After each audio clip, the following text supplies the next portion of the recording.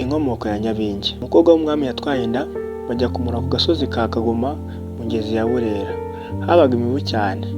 Bukeye umusaza w'i Rwabugiri ahanyuze baramumwereka yarabyaye, bararamukanya baramenyana. Rwabugiri amugabira gutegeka hafi y'iyo ngezi ndetse akageza aho umwami agera hose. Amuraga no kuzajya atanga ibyo bamusaba byose igihe baje kumutura. Abantu bakazajya baza kuraguza, ingumba zikabyara, bahera ko bamwita Biheko bya Ngobyi. Apfuye abisigira wa muhungu we w'ikinyendaro, ariko akazajya aragura mu izina rya nyina. Nyabingi akomeza gukwirakwira ashywe mu gihugu kubera irage rya Rwabugiri.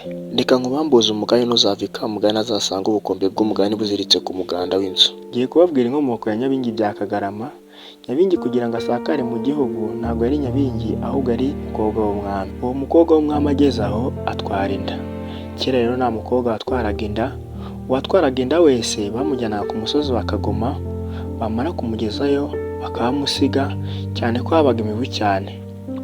Iyo mibu yo mu mazi ikamurya ndetse uwo musozi ukaba wari ikirwa kiri hagati mu ngezi. Uwo musozi wa Kagoma ukaba wari uri hagati mu ngezi ndetse n'ibindi byose bikamurira bakamusiga aho ngaho bakitahira. Hashize igihe kirekire wa mwana w'umukobwa bamaze kumujyana afite inda, yaje kugera igihe arabyara, abyara umwana w'umuhungu. Umwana w'umuhungu yaje gukura. Umwami Rwabugiri, uwo mukobwa akaba yari mushiki we ariko ntabwo yitwaga Nyabingi. Noneho wa mukobwa musaza we ataratambagira igihe ageze muri Burera, baramubwira ati hariya hari umukobwa wabyaye ariko ntiwamenya uwo ari we. Arabasubiza ati none se ko wumva yabyaye, wumva yarakomotse hehe? Ngo yakomotse mu bakobwa batwaye amada bajya kumuroha. Noneho muze kujya kumunzanira ndebe. Abwira abasare, abasare baramuzana. Bamaze kumugeza aho ngaho, arebye asanga ni mushiki we. Utike soma, niki cyatumye uza aha ngaha? Undi ati natwaye inda. Ati se mbese ni wowe twaroshye?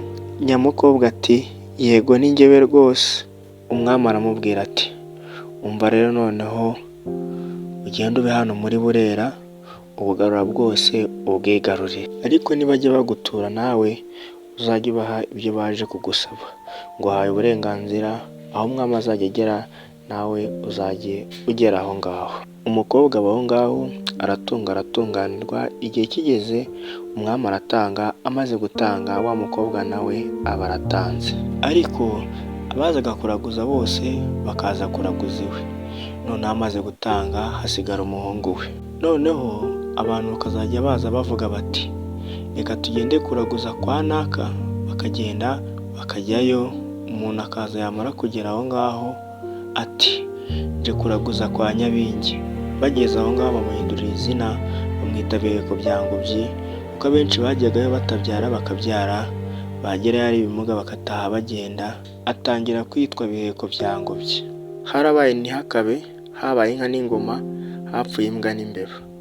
Muzacikwe n'igice cya kabiri cy'inkomoko ya Nyabingi.